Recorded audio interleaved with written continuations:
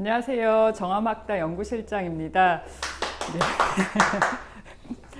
감사합니다. 예, 오늘도 11월 정화막당 교양 강좌를 찾아주셔서 감사합니다.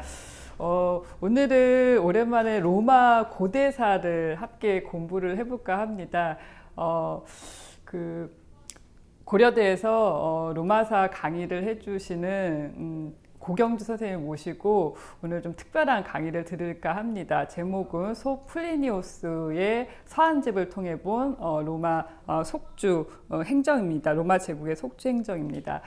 고경주 선생님께서는 로마 제정, 고대 로마 제정 초기의 황제의 제권에 관련한 그런 연구를 진행을 하셔서 박사학위를 받으시고요. 그리고 오늘 강연 제목이기도 한 이 소플리니우스의 여러 저술들을 연구하셔서 그와 관련된 로마 제국의 어떤 황제와 원로원 관계의 그 당시의 속주 행정 관련된 연구를 계속 진행을 하셨습니다.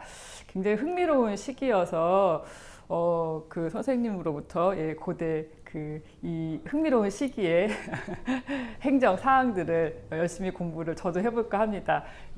우리 학당 회원 여러분들께서도 이 특별한 시간을 함께 즐겨주셨으면 좋겠습니다. 선생님 부탁드리겠습니다.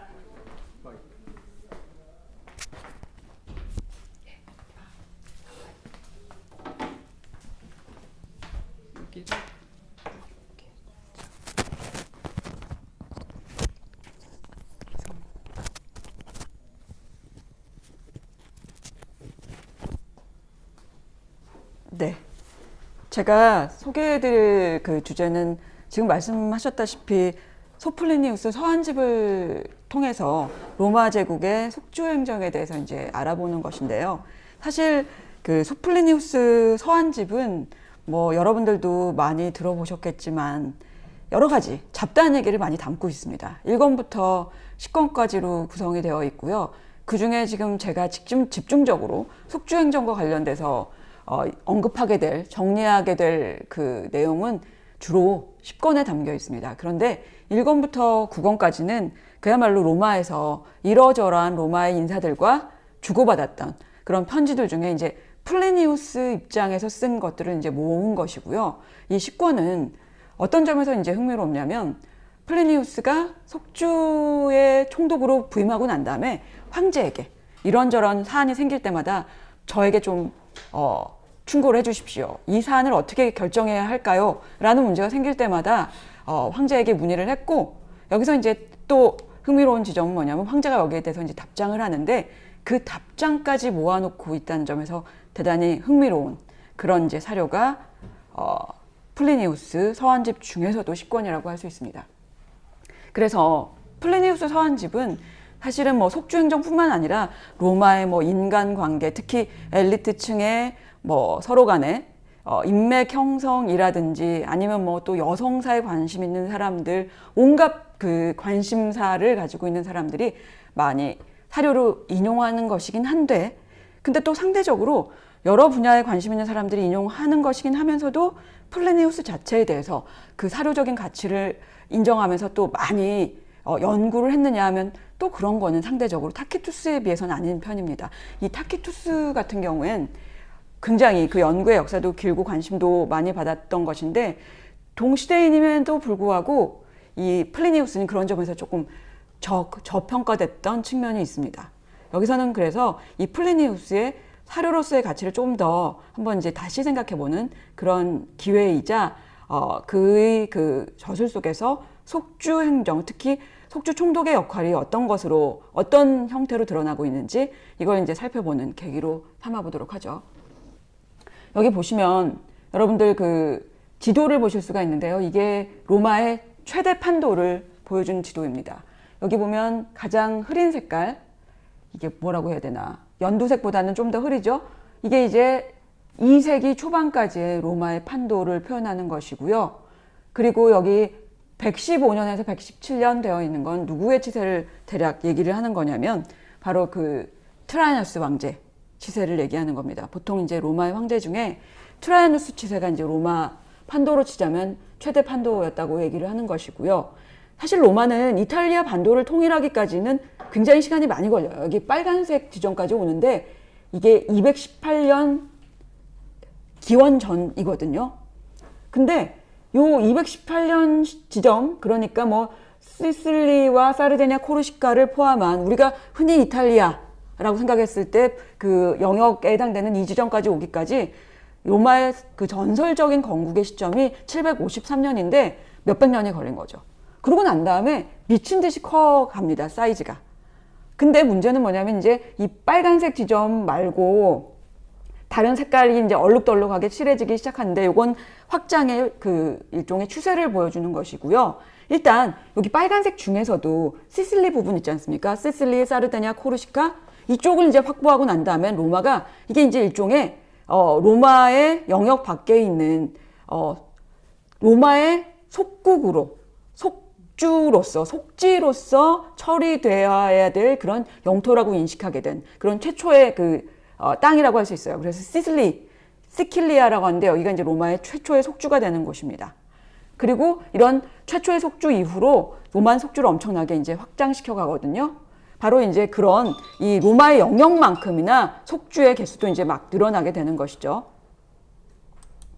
요건 뭐냐면 뭐 딴 게 아니라 바로 플래니우스의 그 생애 주기 내에 있었던 로마의 황제들을 이제 보고 계시는 건데요. 플래니우스가 이제 태어났던 시점은 물론 이 플라비우스 황가 시기는 아니고요. 율리우스 클라우디우스 황가의 마지막 황제였던 네로 치세에 태어났던 것으로 추정이 됩니다. 그리고 이제 주로 플리니우스가 성인이 되어서 활동했던 시기가 플라비우스 황가 시기와 오연제 시기의 초반기에 해당되죠. 특히 플리니우스의 경력과 관련돼서 굉장히 흥미로운 이제 중요한 인물이 누구냐면 아버지 베스파시아누스 티투스 다음에 그 아들 이 베스파시아누스의 아들 티투스와 도미티아누스가 차례로 황제 지위에 오르는데 특히 도미티아누스라는 인물이 이 플리니우스의 경력에 굉장히 이제 중요한 인물이에요. 본격적으로 이 공적인 생활, 다시 말하면 관직 맡고 활동할 때 이 사람이 황제였을 그런 시기쯤이거든요. 주요 이제 관직 같은 걸 맡으면서 소위 정계에 이제 활발하게 진출을 하는구나 했던 시기에 해당되는 황제여서 이 사람이 중요하고 티투스는 워낙 그 짧은 시기였습니다. 치세가. 근데 이 사람이 보면 평가가 굉장히 안 좋은 이 로마의 역사책에 보면 이런 나쁜 놈 하는 그 일관된 평가를 받는 인물이 이 도미티아누스거든요. 그러고 난 다음에 이제 중요한 또 경력을 쌓게 되는 게 바로 이 오연제 시대입니다. 이 오연제 시대는 그야말로 5명의 현명한 황제들의 시대 이렇게 이제 평가받는 시대인데 이게 사실은 어떻게 보면 대단히 이제 편견에 찬 평가일 수도 있어요. 뭐냐면 이 로마의 엘리트층이 보기에 괜찮은 황제야. 로마의 엘리트층에 소위 면을 세워줬던 황제. 그리고 이들이 그들의 재권을 계승해 갈 때도 아버지에서 아들로 피에서 피로 갔던 게 아니라 입양을 통해서 이렇게 재위를 물려주었던 이상적인 시대지. 뭐 이렇게 이제 평가받는 시대여서 플래니우스도 이 네르바와 그 네르바 옆에 있는 게 이제 여기가 트라이너스인데 요 치세에 이제 살았던 사람이고 굉장히 이 치세의 경력에 대해서는 긍지를 가지고 있어요. 그런데 앞서 말씀드렸던 도미티아누스는 일관되게 이 원로원 엘리트층에게 부정적인 평가를 받는 인물인지라 그 사람 밑에서의 그 경력이라는 건 후대에 보면 껄끄러운 경력이죠. 마치 그 군사정부 낼 것인가 혹은 설명해낼 것인가에 대해서 이제 고민을 갖듯 그런 측면이 있습니다.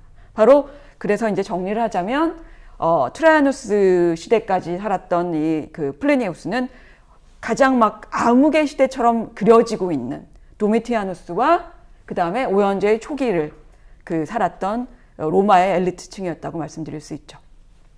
자, 그 다음에 이제 본격적으로 소플레니우스의 이제 그 서한집 얘기를 조금 설명을 드려보도록 하죠. 이 소플레니우스 서한집은 아까 말씀드렸다시피 이게 1권부터 10권까지 있긴 한데 주로 속주 총독과 속주의 문제다 하면 이거 10권 여기를 이제 보통 주로 보게 되고요. 이게 이제 흥미로운 건 아까 말씀드렸다시피 또 황제의 답장을 가지고 있다는 점에서 흥미롭습니다. 이 황제의 답장은 내가 그냥 답장을 받았어 이런 차원이 아니라 사실 이거는 법적인 근거로 쓰일 수도 있는 문건이에요. 굉장히 중요하죠. 로마의 그 콘스티투티오네스, 로마의 소위 그 황제의 칙령을 모은다든지 하는 소위 황제에서 발한 법적인 소스들, 이런 걸 얘기할 때 뭐 황제가 그야말로 에딕툼을 발하는 것들, 이런 것도 있고, 데크레툼, 황제의 결정사항들, 뭐 이런 것도 있지만, 또 법원으로 쓰일 수 있는 게 뭐냐면 황제의 소위 에피스툴라이, 아니면 이 에피스툴라이도요 조금 그 짧을 수가 있거든요. 이 숲스크립티오, 그야말로 이게 서명은 아니고요. 그 조금 더 약간 그 서명과 그 서명을 포함해서 편지, 원래의 편지가 있으면 이 뭐 부탁이라든지 뭐 청탁이라든지 온갖 종류의 편지를 황제에게 보내면 황제가 그 원래 편지 밑에 수브스크립티오를 이제 쓸 수도 있습니다. 그러면 에피스툴라이는 좀 더 온전한 형태의 이제 답장이 되는 건데, 이걸 다 합쳐서 레스크립툼 혹은 레스크립타라고 하는데, 이 레스크립타가 또 법원이 될 수도 있는 거거든요. 굉장히 중요하죠. 그러니까 그런 것들이니까 이제 바꾸서 그냥 휘식 날려보내야지 이런 게 아니라 굉장히 공적인 성격을 지닐 수 있는 문건이니까 보관이 됐을 텐데, 이런 것들이 이제 같이 있다는 점에서 굉장히 흥미로운 그런 이제 사료라고 할 수 있는 겁니다. 그리고 이제 사실은 로마의 속주 행정에 관련돼서 이렇게 플래니우스의 서한 말고도 속주 총독의 삶을 엿볼 수 있게 하는 이제 사료들이 있긴 해요. 여기 제가 이제 잠깐 언급했지만 키케로가 킬리키아 총독으로 나가거든요. 제가 나중에 이제 지도를 보면서 말씀드릴 때 소아시아 지역의 이제 일부에 있는 지역이 이제 킬리키아인데, 이 킬리키아 총독으로 나갔을 때 보낸 서한들이 있습니다. 자기가 이제 그 업무를 하거나 이런 것들에 관련돼서 그 보낸 서한들이 있고, 그 다음에 또 도미티아누스 치하에서 이 타키투스의 장인 어르신이 되는 아그리콜라가 이제 활동했던 것에 대해서 타키투스가 또 저술한, 그야말로 아그리콜라라는 저술이 있는데, 이것들에 비하면 조금 더 우리에게 좀 더 그 전체적인 그 그림을 더 많이 제공해 주는 듯한 느낌이 이 타키투스나 키케로보다는 플리니우스인 것이 황제의 이제 답변까지 담고 있다는 점에서 훨씬 그런 느낌을 주죠. 자, 그다음 볼까요? 이 플리니우스는요, 어디에서 이제 태어났냐면, 여기 제가 빨간색으로 표시해 놨는데, 이 코몸이라는 곳에서 태어났습니다. 여기. 지금도 레이크 코모 호수라고 해서 이제 사람들이 막 그 휴양도 가고 하는 뭐 그런 그 북부 이탈리아 쪽인데, 여기가 보면 이제 일종의 로마에서 봤을 때는 만일에 공화정식이었다라고 한다면, 저것들 저 야만적인 저 북쪽의 동네 뭐 이렇게 엮여졌을 수 있지만, 제정기에 오면 여기도 이제 당연히 제국의 이제 중심부의 한 곳이긴 한데, 여기에 이제 출신이고요. 이쪽 출신으로서 이제 지적으로 많이 이제 언급을 하거나 관련을 맺고 싶어 했던 인물 중에 이제 타키투스를 이 플리니우스가 서간문 속에서 왕왕 언급을 해요. 1권에서 9권 사이에 제일 많이 편지 보낸 사람이 누구냐면 타키투스입니다. 제일 많은 편지를 타키투스가 받았죠. 그럴 정도로 이제 그 같은 동시대인인데, 이 사람이 사실은 유명해지게 된 건, 대중적으로 유명해지게 된 건 이 사람들의 관심에 있어서는 두 가지 문제 때문에 좀 그렇습니다. 대중적인 관심은. 하나는 뭐냐면, 여기 그림에서도 보시다시피 그 화산 폭발 있지 않습니까? 폼페이 화산 폭발, 그것과 관련된 가장 자세한 고대의 사료가 이 플리니우스의 서간문이에요. 배 타고 갔었다면서요? 배 타고 간 건 플리니우스 아저씨. 그러니까 입양해가지고 데플리니우스가 이 소플리니우스를 입양을 합니다. 물론 살아생전에 입양한 건 아니고, 연구자들의 이제 의견이 모아진 건 이 유언장을 통한 입양이었다고 이제 판단이 되는데, 이 플리니우스가 아버지가 일찍 돌아가시고, 그리고 이제 플리니우스의 어머니의 그 남매지간인 데플리니우스가 소플리니우스를 입양을 했던 거죠.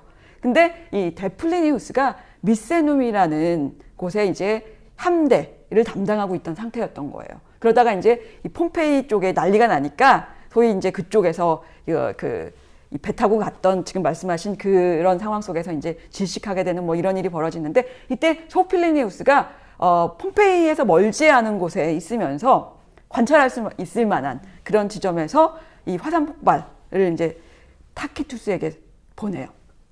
당신 능력 좋고 역사적인 기록을 하는 사람이니까 이거 나의 기록이 역사적인 사료가 될 수 있을 거야. 적어 보낼게 하고 상세하게 적어 보냅니다.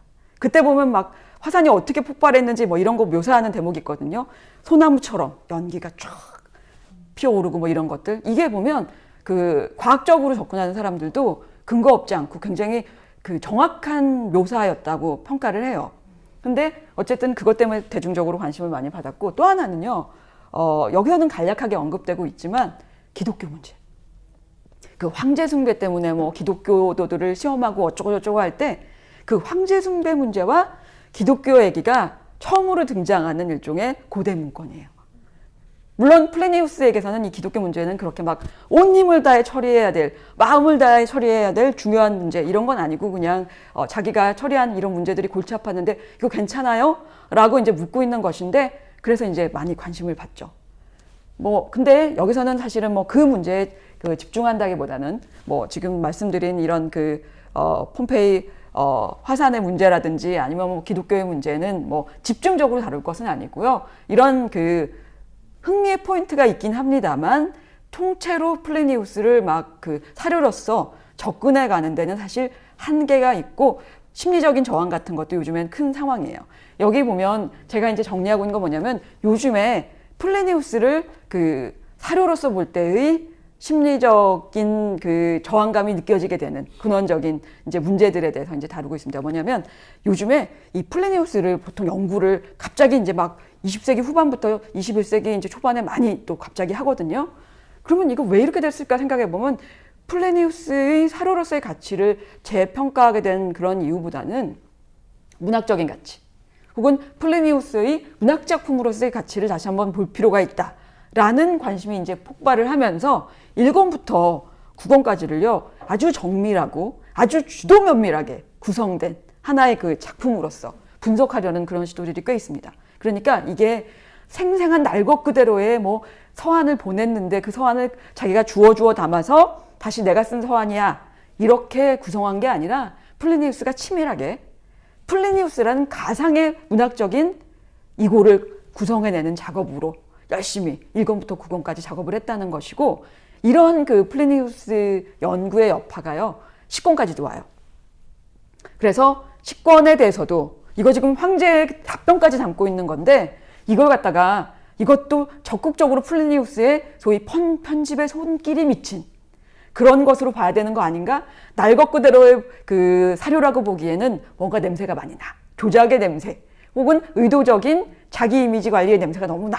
라는 그런 의견들이 꽤 팽배한 상황이에요.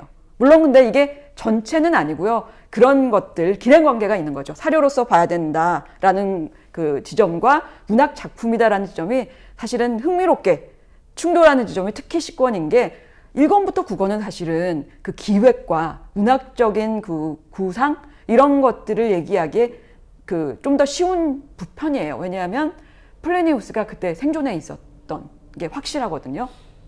근데 이 10권은 이제 애매해지는 게 뭐냐면, 이 사람이 생물 연대가 불분명합니다. 사실은 고대 대부분의 사람들이 그렇지만 대충 이때쯤 태어났어 라는 걸 추정할 수는 있어요.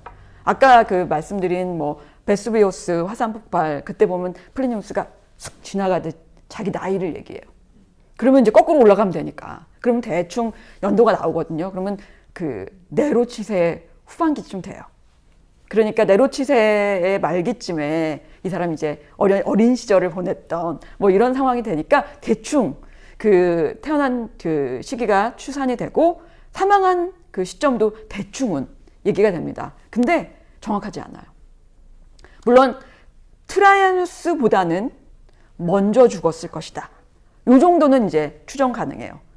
그런데 정확하게 언제인지는 모르는 게 이제 무슨 문제와 걸려 있냐면, 바로 이 10권의 편집 문제와 같이 이제 맞물려 돌아가는 겁니다. 이 사람이 살아있으면 누구한테 좋으냐면, 이게 문학적인 구성의 산물이야 라고 얘기하고 싶은 사람들에게 더없이 좋죠. 근데 이 사람이 이미 죽었어 라고 하면, 최소한 플리니우스가 자신의 손으로 자신의 이미지를 만들기 위해서 이걸 문학 작품 구성하듯 치밀하게 구성해냈어 라는 얘기를 하기에 상당히 부담스러워져요. 그래서 이 생물연대, 특히나 사망 시점과 가지고 이제 어느 시점에 죽었다, 뭐 어느 시점에 죽었다 논란이 있는 건 사실은 특히나 이런 편집 문제와 아주 긴밀하게 관련이 있습니다. 그러니까 당연히 자기 표현의 문학 작품이라고 보려는 사람들은 이거 이제 플리니우스가 편집했어. 다시 말하면 이 사망의 연대를 좀 뒤로 미는 편이고요. 이 플리니우스가 아니라 다른 사람이 편집했어. 심지어는요, 누구 얘기까지 나오냐면 수에토니우스. 수에토니우스가 편집했다는 얘기도 있어요. 그 유명한 그 황제 전슨, 그 같은 동시대 사람이고 플리니우스의 1권부터 9권까지의 그 서간집에 보면 이 수에토니우스와 주고받은 또 수에토니우스와 관련된 서한이 있어요. 그래서 굉장히 우리가 그 굵직굵직하게 이름을 듣게 되는 사람들과 이제 교류한 흔적들이 있는데 바로 그런 이제 사후 편집이라고 하면 적극적인 자기 표현의 문학 작품으로서 해석하는 데 조금 걸림돌이 있죠. 그리고 이제 문학 작품으로서의 어떤 자기 기획 이걸 이제 강조하는 경우에는 이 트라이누스의 답변이 플리니우스의 서한과 같이 이제 짝을 이루고 있는 것 자체가 이거 냄새가 난다.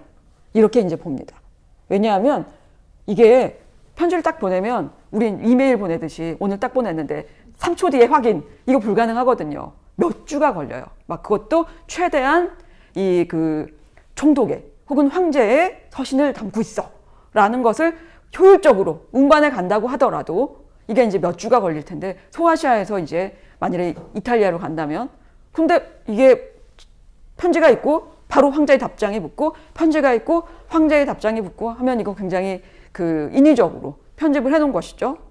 근데 이제 이런 거에 대해서 그러면 이게 완전한 그 기획이고 완전 뜯어 고친 거야? 라고 하기엔 사료로서의 성격을 강조하는 사람들은 이 문건에 담긴 용어 자체가 이 서한 플레니우스 서한 말고 각종 뭐 인스크립션이나 그 밖에 다른 문건들에서 나오는 행정적인 그 관습적인 용어들 이걸 그 담고 있고 그런 그 서신상의 용어들이 행정적인 성격을 확연하게 보여주는 것이니까 이거 단순하게 뭔가 문학적인 자기의 표현을 위한 조작이라고 하기엔 이거 사료로서의 가치를 인정을 해야 된다 뭐 이렇게 보죠. 그리고 또 하나 이제 이게 너무 조작의 흔적이야 라고 주장하는 쪽에서는 뭘 얘기하냐면 하나의 서신에요. 용건이 보통 하나예요. 아니면 2개, 많아야. 보통 하나의 서신에 하나의 용건. 그래서 제가 여기 그 PPT에도 용건을 쫙 목록을 한번 정리를 해봤거든요. 그게 가능한 이유가 플리니우스의 서신이어서 가능하죠. 만일에 키케로의 서신이었다. 거의 불가능합니다. 이게 이 사람 왜 이러는 거지? 왜 이렇게 관심이 다방면으로 튀는 거야 할 정도로 키케로의 서신은 하나의 서신에 정말 그 진정한 간섭쟁이로서의 그 면모를 보이면서 안 건드리는 얘기가 없죠. 네. 사방팔방의 용건이 너무 막 튀는 거예요. 그러니까 사실은 몇 번 서한은 어떤 용건을 가지고 있어. 이렇게 얘기하기 거의 불가능합니다.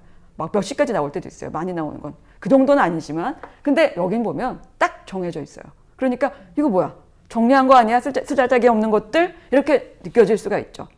근데 이제 이것도 설명을 하려면 불가능하진 않아요. 왜냐하면 서한을 보내면 이거 이제 뭐 친구한테 안녕 잘 있었어 하는 게 아니니까 이거 공문서이니까 이걸 이제 처리할 때 황제가 편지 다 받아서 무슨 일이니 하고 쳐다보고 이러는 건 당연히 아니죠. 황제에게 이제 비서가 있습니다. 서한을 처리하는 비서들이 있죠. 이 비서들이 이제 그 관리를 하고 황제가 답장을 할 때도 황제가 직접 쓰는 경우도 있긴 한데 일종의 구술을 하죠. 구술을 하면 이제 앞 에피스툴리스나 리베리스 같은 그런 이제 비서진들이 앞 에피스툴리스도 만일에 이제 그리스권에서 온 편지다 그러면 그리스어권을 담당하는 비서 혹은 라틴권에서 왔다 그러면 라틴어를 담당하는 비서가 이제 각각 그 구술을 이제 막 하게 되는 걸 적게 돼요. 그러니까 이런 상황을 생각하면 이 처리되는 방식이 사실은 친구한테 보내는 편지가 아니니까 공문서로서의 성격을 생각하면 당연히 이 그 전달받은 쪽에서 이 사안을 어떻게 효율적으로 정리하고 전달할 것인가도 쓰는 쪽에서도 고려를 해야 됐겠죠. 그러니까 문건당 하나의 그 소위 사안이 이런 것이다라는 걸 정확하게 전달할 필요가 있었을 겁니다. 그리고 이런 얘기를 합니다. 이거 거리가 엄청나게 걸리는 시간이 엄청나게 걸리고 거리가 떨어져 있는데 편지 하나의 사안을 쓰는 거 비용과 시간 문제에서도 비효율적이야. 말이 안 돼. 이것도 이제 이걸 갖다가 편지 한 통을 한 번에 쓰자마자 보내고 이게 아니라 한꺼번에 묶음으로 쫙 보내는 거죠. 그러면 이제 이게 이제 사안별로 정리된 문건들이 여러 개가 동시에 전달되었을 가능성, 이런 걸 이제 생각해 볼 수 있는 거죠.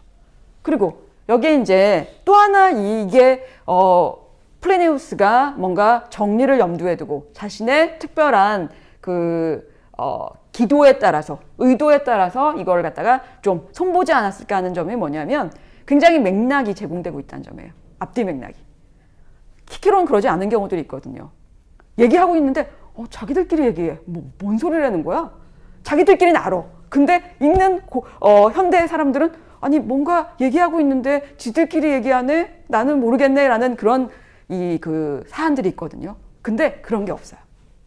뭐냐면 심지어는 앞뒤 그 전의 사건에 대한 혹은 그 후의 맥락에 대한 것들을 제공함으로써 이 사안을 깔끔하게 정리해 주는 느낌입니다.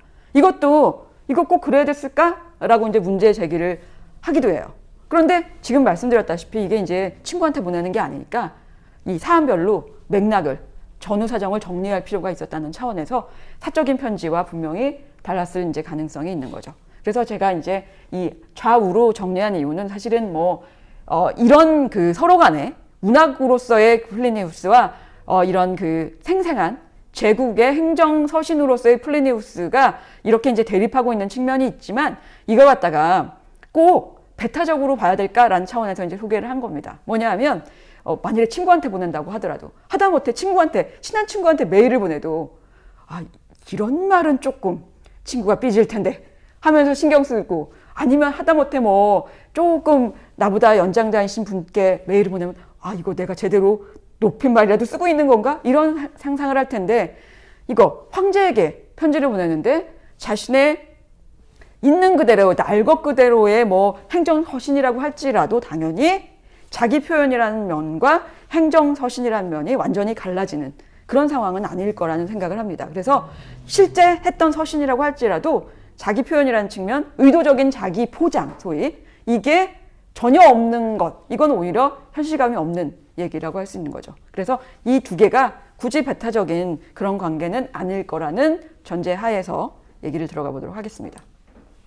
자, 일단 비티니아, 여기는 이제 워낙에 낯선 곳이니까 약간 얘기를 하기 전에 비티니아 폰투스 속주에 대해서 그냥 간략하게 언급을 하고 지나가 보도록 하죠. 일단 요 얘기를 하기 전에 지도부터 잠깐 보겠습니다. 이게 이제 로마 속주를 분류하고 있는 건데요. 여기가 비티니아 폰투스예요. 되게 조그만한 속주입니다. 이 지도를 보면 뭔가 알록달록한데 이게 이제 막 누군가의 예술혼이 불타가지고 난 초록색이 좋아, 난 노란색이 좋아 하고 이렇게 칠한 게 아니라 나름대로 이제 마음의 뜻이 있었던 거죠. 이 연두색은 이거 뭘 표시하고 있는 거냐면 여기도 이제 쓰고 있지만 황제 관할 속주라고 보통 번역하는 그곳을 표시를 하고 있는 거예요. 그리고 이걸 뭐라고 해야 되나?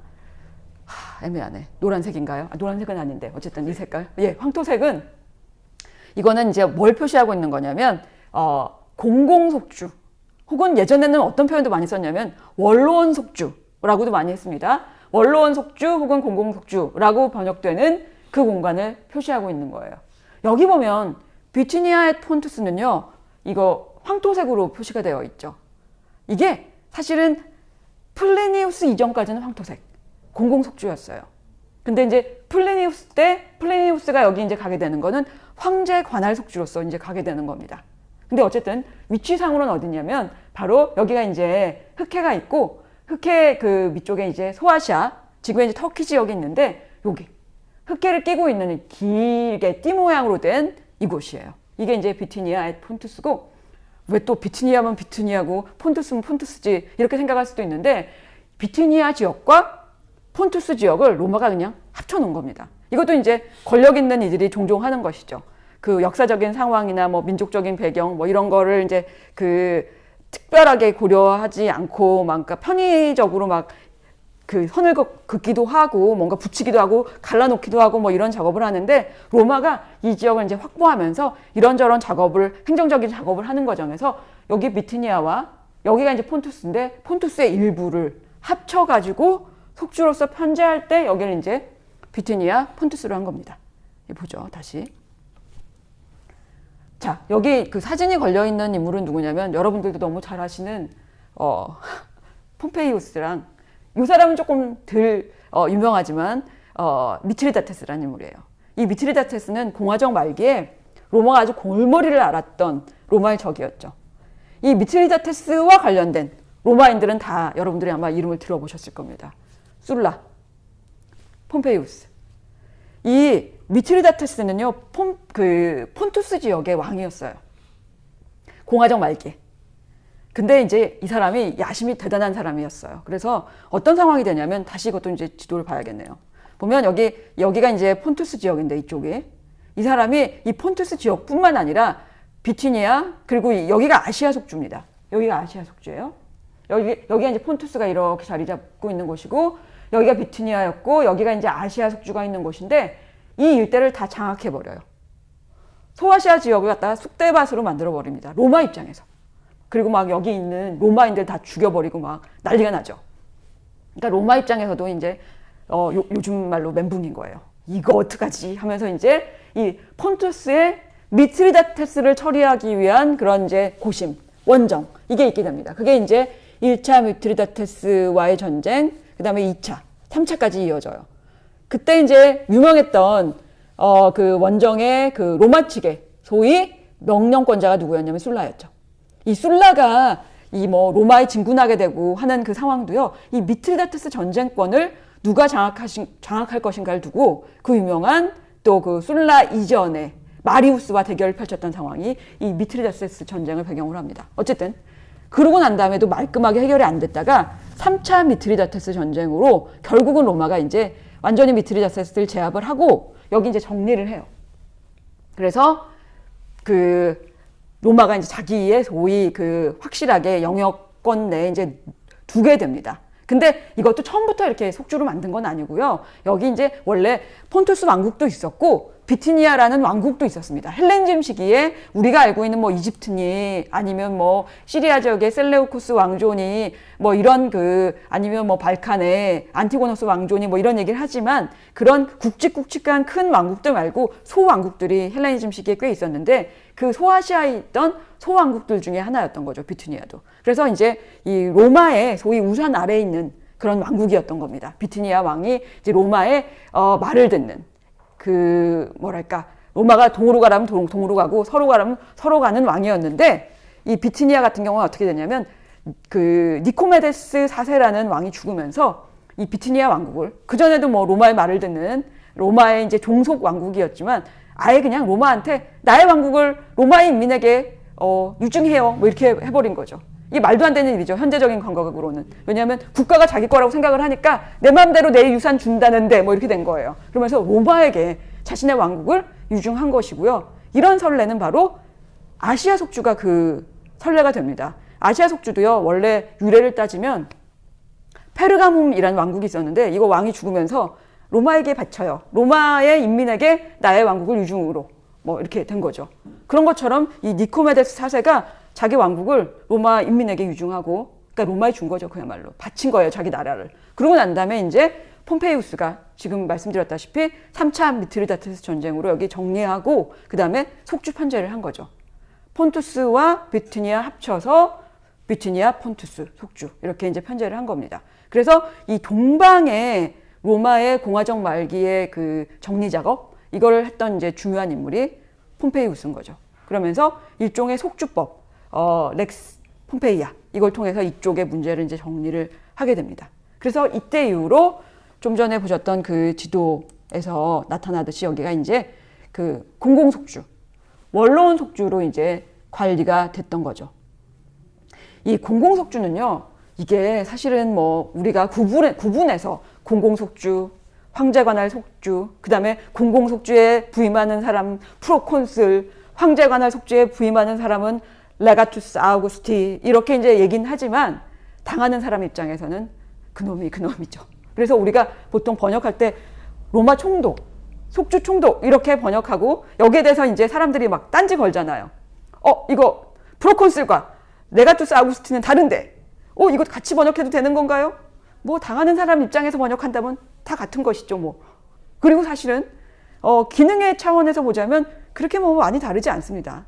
이게 이제 소위 말해서 정밀한 행정적인 법적인 그런 그 차이가 있지만 명령의 어떤 직접적인 상하관계라든지 아니면 이 그 소위 총독으로 나가게 되는 데서 직접적으로 누가 이걸 갖다가 권한을 부여하느냐 뭐 이런 차원에서 달라지지만 지배받는 자의 입장에선 그냥 로마의 총독인 셈이에요. 이 그 레가투스 아우구스티가 가는 이 초록색 공간은요, 기본적으로는 아우구스투스, 즉 로마의 황제가 관리하는 곳이에요. 이게 이제 애초에 로마 그 제정이 시작되게 되었던 그 시점과 관련이 있는 것인데, 이제 로마의 최초 황제가 이제 아우구스투스인데, 아우구스투스가 로마를 이제 다 자기가 장악하고 난 다음에, 내전에서 이기고 난 다음에 어떤 식의 정치적인 언어를 구사를 하냐면, 제가 국가를 다시 이제 정상 상태에 회복되었으니까 국가를 로마 원로원과 인민에게 되돌려 드립니다 라는 정치적인 멘트를 탁 날리죠. 그랬더니 또 원로원에서는 거기에 쫙 하고 박수를 칩니다. 뭐라고 하냐면, 좋습니다, 감사히 받겠습니다, 그런데 너무 힘들어요, 저희 업무가 너무 과중합니다, 도와주세요, 이렇게 얘기를 하죠. 그러니까 또 황제가 뭐라고 또 답변을 하냐면, 그래요, 제가 제일 더럽고 힘든 일을 할게요, 이렇게 이제 소위 반응을 한 겁니다. 그러면서 제일 그 고된 지역을 제가 맡아서 관리를 할게요, 저 힘들지만 도와드릴게요 라고 해서 맡았던 곳이 소위 황제의 관할 속주인데, 여기가 주로 어떤 곳이냐면 군단이, 로마 병력이 집중 배치된 곳이에요. 그러니까 보통 이 황토색 지역은 이렇게 생각하시면 돼요. 여기가 워낙에 안정적이어서 굳이 대규모의 교전 상황이 벌어지지는 않을 거야 라는 곳. 그래서 로마의 정규 군단, 레기오라고 하는데, 레기오가 배치되어 있지 않은 곳이에요. 물론 예외는 있습니다. 여기 여기가 아프리카 속주가 프로콘술이 가는 원로원 속주 혹은 공공 속주인데, 이 아프리카 속주는 공공 속주이면서도 그 정규 군단 레기오가 주둔하긴 해요. 이런 예외가 있지만 대체적으로 보면 이 초록색 지역이 주로 병력 배치된 곳이에요. 특히 초록색 지역 중에서도 이 라인 다뉴브 유역, 여기에 거의 로마의 병력이 집중 배치되고, 또 하나 여기 이쪽 시리아 쪽, 여기가 아주 중요한 곳입니다. 그래서 여기 이제 동방 쪽에서는 이 시리아 쪽이 굉장히 중요하고, 이 서방 쪽에서는 라인 다뉴브 유역 쪽이 집중 배치된 곳인데, 이런 곳을 이제 황제가 그럼 제가 맡을게요, 나머지는 원로원에서 공공 속주로 그렇게 이제 관할하십시오, 이렇게 된 거죠. 소위 업무 분장이라고 할 수 있죠, 공식적으로는. 근데 황제가 얘기하는데 초록색 지역에 간 사람이라고, 야, 네가 공식적인 관할자는 아니잖아, 난 원로원에서 얘기되는 그런 업무사항만 따를 거야, 이렇게 얘기하지는 않겠죠. 그러니까 사실은 암묵적으로 혹은 비공식적으로는 이 초록색이든 아니면 이 황토색이든 황제의 말이나 황제의 지시를 무시할 수 없는 공간이에요. 근데 직접적으로 보자면 이 초록색이 바로 이 황제가 자기가 관할하는 곳이니까, 황제가 홍길동이 아니잖아요. 그러면 이제 머리 뽑아서 내가 다 갈 수 없으니까 어떻게 하냐면 레가투스를 세우는 거죠. 그래서 레가투스 아우구스트면 황제가 자기의 맡았던 지역에 보내는 이제 대리인이 되는 겁니다. 그러다 보니까 이 프로콘술이 가는 지역에 비하면 공식적인 급수로는 이게 이제 건의가 이제 살짝 레가투스니까 낮을 수가 있죠. 근데 거기서 거기에요. 업무나 뭐 이런 그 상황들을 보면. 그래서 이런 구분은 있지만 사실 뭐 그렇게 큰 의미는 있다고 보여지지는 않는데, 여기가 보면 이 황토색이었다가 트라이누스가 프로콘술이 배정되었던 곳인데, 레가투스 아우구스티를 이때 플리니우스를 파견했던 바로 그 공간이 이제 비티니아 폰투스 속주가 되는 겁니다. 이거 상황을 보면요, 좀 약간 여기가 정신없이 전개되는 게, 트라이누스 이전까지는 계속 여기가 원로원의 그 추첨에 의한 공공속주였다가 프로콘술이 가는 곳이었다가, 그 다음에 이제 트라이누스가 자신의 황제 대리인으로서의 플리니우스를 보내고, 그 다음에 여기가 이제 다시 뭐 공공속주로 되었다가 황제의 관할 속주로 되었다가 엎치락 뒤치락 하다가 결국은 이제 뭘로 바뀌냐면 여기가 초록색으로 바뀌는 곳. 이게 이제 비티니아 폰투스의 상황이죠. 자, 그다음 보자면 요건 이제 제가 그 공공속주 프로콘술과 이 황제가날 속주의 레가투스 아우구스티의 도식적인 공식적인 차이, 그걸 이제 약간 정리를 해본 거예요. 뭐 의례상으로나 행정적으로 분명히 차이가 있긴 하거든요. 뭐냐면 예를 들어서 이 공공속주의 프로콘술이다. 그럼 이 사람은 이제 소위 우리로 치면 사복을 입는 거예요. 그냥 일반인의 옷을 입고, 황제가날 속주의 레가투스는요, 요즘식으로 얘기하면 군복 입고 가는 거예요. 그러니까 분명 의례상 차이가 있고요. 그리고 또 하나는 이 그 릭토르가 지금 여기 이 부조로 묘사된 게 릭토르인데, 이 릭토르가 파스케스라는 걸 들고 있거든요. 이건 이제 소위 이 지금 얘기하는 뭐 프로콘술이든 아니면 레가투스 아우구스티든 이 사람들이 가지고 있는 권위를 상징하는 겁니다. 이 파스케스의 숫자가 많을수록 그만큼 이제 그의 권위가 이제 큰 사람들인 거죠.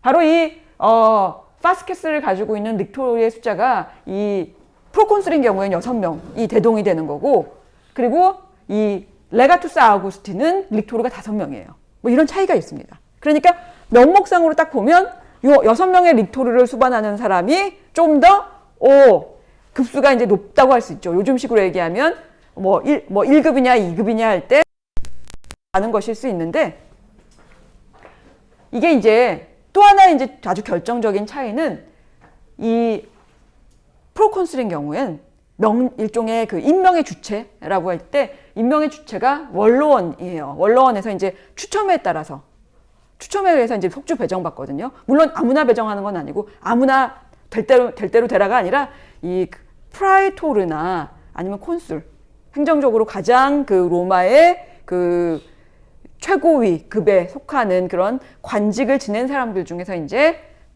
배정을 하게 됩니다. 근데 이 아우구스투스가 직접 임명하게 되는 건 레가투스 아우구스트인데, 이런 경우는 황제가 이제 임명하는 거예요. 자기가 믿을 만한 사람한테. 왜냐하면 여기에는 뭐가 같이 이제 딸려 들어가냐면, 이 프로콘술이든 아니면 레가투스 아우구스트든 결정적으로 여기에 만일에 군단이 있다, 그럼 병권까지 같이 딸려가는 겁니다. 원래 이 그 프로빈키아라고 하는 이 속주라고 하는 건요, 기본적으로 뭐와 관련이 있었냐면 이 군사적인 명령이 그 미치는 그 범위와 굉장히 이제 그 긴밀하게 관련이 있어요, 결국은. 그러니까 이 병권이 어떻게 되느냐가 굉장히 중요한데, 바로 그런 점에서 이 황제는 아무래도 자신의 직접적인 병력이 정규군이 배치된 곳에는 믿을 만한 이제 그런 대리인을 보내게 됐던 거죠. 그리고 이렇게 대리인인 경우에는 공개적으로, 공식적으로 뭐가 가능하냐면 황제가 만다타, 훈령이라는 걸 내리는 게 가능해요. 이쪽은 아니에요. 이쪽은 공식적으로는 황제가 임명한 것도 아니고 황제의 직접적인 명령을 받아야 되는 그런 관계는 아닙니다, 프로콘술은. 그래서 이 만다타를 받지는 않아요.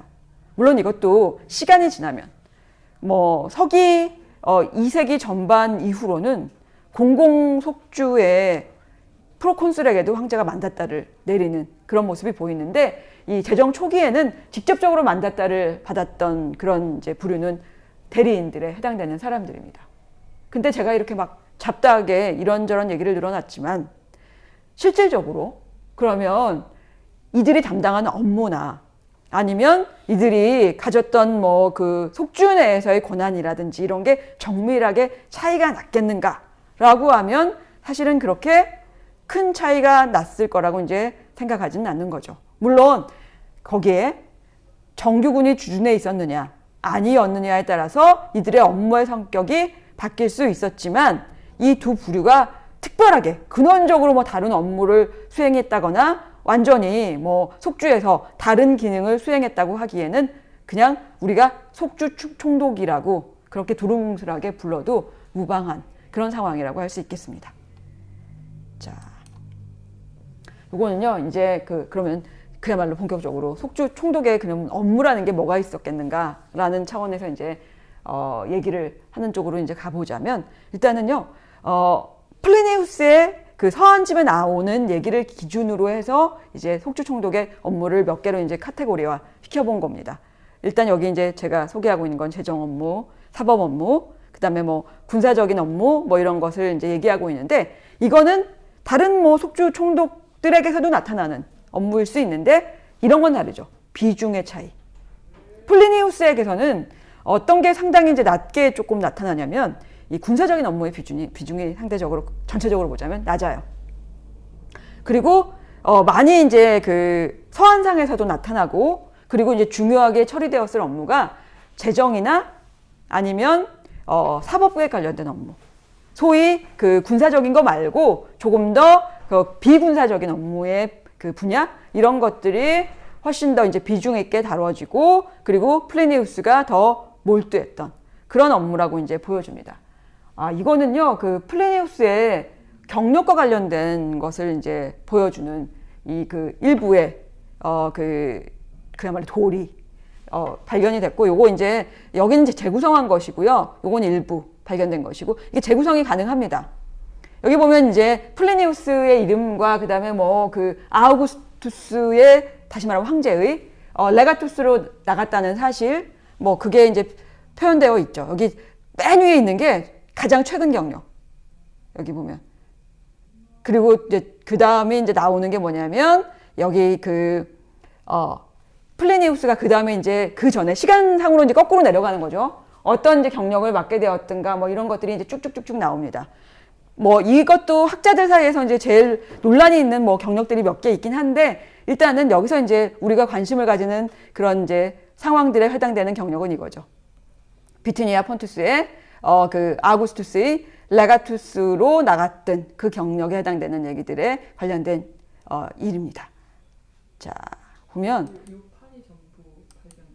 아니요 전체 여기 이 사진은 요게 이제 요거라면 여기 나머지는 이제 재구성한 것인데 요게 발견돼 요거를 재구성. 이거 재구성하는 게 이제 이런저런 그 문헌에 나온 걸로 재구성하는 게 가능한 게 이게 플리니우스가 자기의 그 긴 서한에서도요 안 얘기하는 경력이 있어요. 참으로 웃기게도 왜 이거 왜 안 얘기했지? 그러면서 이제 저희가 있어 그런 것 중에 이렇게 그 인스크립티오 같은 그 자신의 뭐 이런 그 기부나 이런 것들과 관련된 것이라든지 뭔가 흔적을 남긴 것들에 보면 기록되어 있는 경력들이 있습니다. 뭐 예를 들어서 뭐 우리로 치면 재무 담당에 관련되는 뭐 경력들 같은 거 중요하게 도미티아누스 시기에 맡았던 경력이라든지 이런 거 빼놓고 얘기하거든요.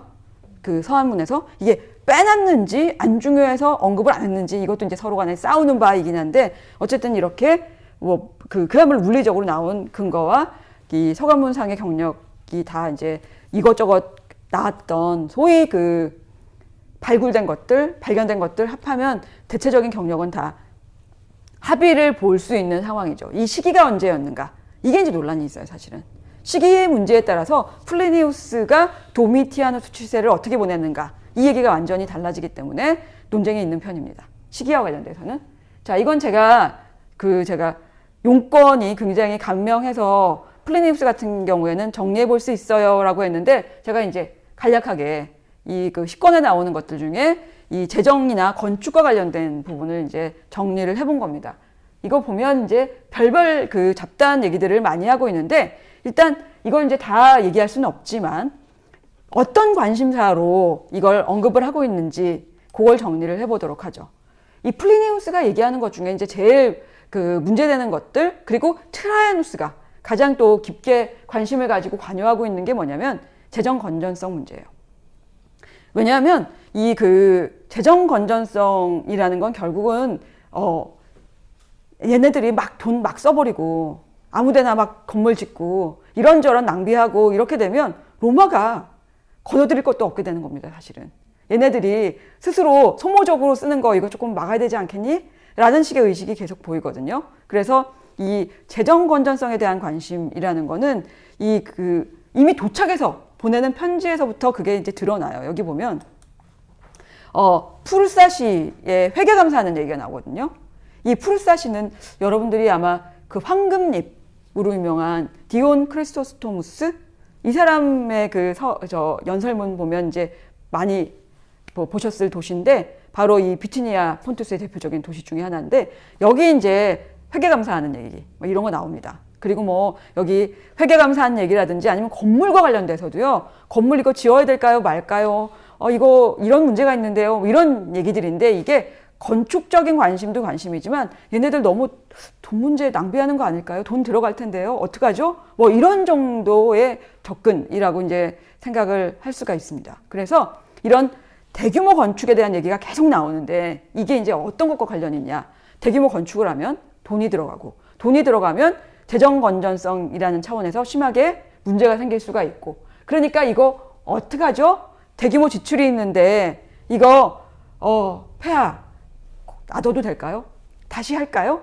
아니면 새로 뭐 어떻게 해야 될까요? 뭐 이런 식의 문의들이 굉장히 많이 있습니다. 여기 제가 정리한 리스트도 그런 차원에서 저희 이런 거 짓고 있어요. 신나죠? 뭐 이런 차원이 아니라 이런 문제가 있는데 어떡하죠? 라는 재정과 관련된 그런 문제로서 이제 언급되는 대부분의 그 사안들이라는 겁니다. 여기 보면 요게 이제 바로 신축 건물 지을 때 이제 문의하는 것과 관련되어 있는데 그렇게 물어봐요. 이거 어떻게 해요? 지어야 되나요? 짓는데 잘 안 되는데 뭐 이런 식으로 막 계속 물어봅니다. 이거 왜 이렇게 물어보는 거야 싶은데 이게 바로 좀 전에 말씀드린 재정 건전성의 문제 같은 것을 심하게 이제 고려하고 있는 걸 볼 수 있는 대목이죠. 그리고 이게 황제들에게 상당히 이제 관심거리였던 것 같아요. 왜냐하면 이 트라이누스만의 문제가 아니라 이 디게스타에 보면 이 마르쿠스 아우렐리우스나 안토니누스 피우스 치세의 일종의 레스크립툼으로 이제 발했던 것들이 이제 인용되는 부분이 있는데 이때 보면 이 신축 건물 특히나 공공의 소유지 같은데 도시가 신축 건물 지을 때 이거 웬간하면 하지 마. 뭐 이렇게 마르쿠스 아우렐리우스가 답변하고 있다든지 아니면 안토니누스 피우스는 어떻게 하냐면 요즘식으로 치면요. 야, 짓지 말고 리모델링 해. 뭐 하는 차원의 답변을 합니다. 그래서 웬간하면 그렇게 쓸데없이 건물 짓는데 돈 쓰고 하는 거 안 하면 안 되겠니? 그런 이제 답변인 셈이죠. 그래서 이제 심지어는 이런 얘기를 하는 사람도 있어요. 이 플래니우스 연구에 그야말로 이제 주석서에 가장 유명한 셔린 화이트라는 사람이 쓴 그 플래니우스의 주석서가 있는데 셔린 화이트는 이렇게까지도 추정을 해요. 그러니까 뭐 근거는 분명하지 않지만 이렇게까지 막 시시콜콜이 물어보는 걸로 봐서 이거 분명히 황제가 뭐라고 얘기했네. 떠나기 전에. 심지어 만다타의 훈령에다가 분명히 얘기했어. 이 건물 지을 때마다 꼬박꼬박 나한테 허락 맡아라 라는 훈령을 아마 넣었을 것이다. 뭐 직접적으로 그런 게 발견되거나 한 건 없지만 이렇게까지 시시콜콜하게 물어보는 걸로 봐서는 그런 만다타가 있었을 가능성이 있다 라고 얘기할 정도로 굉장히 많은 그 소위 서한의 수를 차지하고 있는 게 공공건축, 재정과 관련된 그런 문제들이죠. 여기 보면 왜냐하면 이거 이제 읽어보다 보면 아이고 관리가 좀 필요했겠네 라는 느낌이 올 때가 있습니다. 여러분들이 여기 보고 계시는 거는 지금 여기 보고 계시는 건 니케아 쪽에 이제 그 현재 남아있는 것이고요. 요건 이제 니코메디아 쪽에 그 상상도와 니코메디아의 이제 도시의 위치를 보여주는 건데 이 니코메디아나 니케아 같은 곳, 니카이아라고도 하는 이곳은요. 보면 편지를 보면 뭐 하는 거니 얘네들? 지었다 말고 이거 뭐 이렇게 낭비를 하는 거야? 이런 느낌을 주는 사람들이 꽤 있어요. 니코메디아 같은 경우는요. 예를 들어서 여기 이제 수로를 건설하는데 물 공급은 굉장히 중요한 문제니까. 근데 이 수로 건설이 대규모의 역사일 텐데 이거 했다 말았다 두 번이나 했던 얘기가 나옵니다. 그러고 나서도 그러면 깨끗하게 포기를 했는가 생각해보니까 또 필요한 거야. 세 번째 시도를 하려고 해요. 그러니까 이제 돈은 돈대로 쓰고 완공은 완공대로 못하고 근데 물은 필요하니 다시 시도를 해야 되고 어이가 없는 상황이죠. 니케아 같은 경우에도 어떠냐면 극장을 막 멋들어지게 막 지으려고 해요. 지었어. 근데 봤더니 완공도 안 됐는데 이미 기울어졌어요. 집안 침하, 뭐 균열, 부실공사죠 완전히. 그래가지고 이거 어떻게 해요? 벌써 기울어졌고요. 금도 갔어요. 폐하 어떡하죠? 뭐 이런 얘기들이 나오는 거죠. 그러니까 이런 것들이 분명 이 도시의 재정과 이런 도시의 소위 건전성 문제, 재정 건전성을 훼손하는 문제와 관련돼서 심각하게 자꾸 얘기되는 그런 이제 상황이었기 때문에 이런 얘기 막 나오거든요. 제발 좀요, 이거 측량할 수 있는 인력 좀 보내줘요. 폐하, 좀 제발 그러시면 안 되나요? 정확한 측량 필요합니다. 뭐 이런 얘기 나오는데 트라이언스는 계속 거절을 합니다. 알아서 해. 거기도 인력 많잖아? 똑똑한 애들 있으니까 알아서 해. 라고 하지만 그만큼 이런 이제 건축의 문제라든지 자금의 문제, 이게 계속 골치 아프게 돌아갔던 상황을 엿볼 수 있는 그런 이제 측면이죠. 여기 보면 물론 이제 그런 측면이 있습니다. 뭐냐면 트라이아누스가 아무리 이렇게 야 짖지 마, 웬간하면 너네들이 알아서 해 라고 하지만 가끔은요 통 크게 해봐 하는 사업도 있긴 해요. 웬간하면 재정 건전성을 위해서 못하게 하지만 정말 어이없는 대의 역사인데 이런 건 오케이를 하네 라는 게 뭐냐면 운하건설 같은 거 갖다가 해봐 하는 건 있어요. 이거 보면 지금 여기가 이제 니코메디아고 여기가 이제 강이 있고 여기 이제 이 보라색으로 칠한 부분이 운하를 건설하려고 했던 꿈을 꾸었던 그걸 이제 그 표시를 해본 건데 이 니코메디아가 이제 바다의 면에 있고요. 좀 전에 보셨다시피 여기 호수가 있는데 여기 호수를 어떻게 강과 연결해서 니코메디아가 이 바다의 면에 있으니까 이 바다의 면한 니코메디아까지의 운송을 좀 더 효율적으로 할 수 없을까? 여기까지는 어떻게 그 강을 따라오고 이런다고 하더라도 이쪽 여기서부터 여기까지의 공간 여기는 결국은 육로로 땀 빼면서 이제 운반해야 되는데 요거만 해결을 하면 그 다음 바로 바다니까 정말 좋습니다. 폐하. 이러니까 야 정말 좋은 것 같아. 해봐. 뭐 이런 얘기를 하거든요. 이거야말로 어마어마하게 돈 드는 일이었을 텐데 이런 걸 보면 트라이아누스도 만일에 이게 이제 도시 간의 소위 위신 경쟁이나 아니면 도시 간의 과시적인 소비 뭐 이런 거를 위한 그 건축물 혹은 도시 내에서의 그 사람들만이 작은 단위만이 향유할 수 있는 이해 관계에서 뭐 이익이 아주 좁은 지역에 편중되는 경우 이런 경우에서는 돈 쓰는 걸 재정적인 건전성 이런 걸 고려를 해서 건축 같은 걸 좀 부정적으로 이렇게 적극적으로 이렇게 불러일으키면서 하지 않으려고 했던 상황을 보이는데 이렇게 전 속주적인 차원에서 뭔가 새로운 그 운송의 새 역사 쓸 수 있을 것 같은 이런 이제 청사진 내는 뭔가 굉장히 호의적인 반응을 보이기도 합니다. 그러니까 아마 이건 황제 입장에서도 그냥 어느 특정 도시의 문제가 아니라 제국 차원에서의 로마 황제의 힘, 로마 제국의 힘 이런 걸 과시할 수 있는 이런 정도의 사업에 대해서는 또 오케이를 하는 그런 이제 모습을 보이기도 합니다. 그러니까 무조건 안 된다고 한 건 아닌데 대체적으로 보면 그 과시적인 도시 간의 경쟁에 의한 지출은 막는 편이었던 게 이때 당시에 이제 모습이었던 거죠. 일단은 여기까지 해볼까요?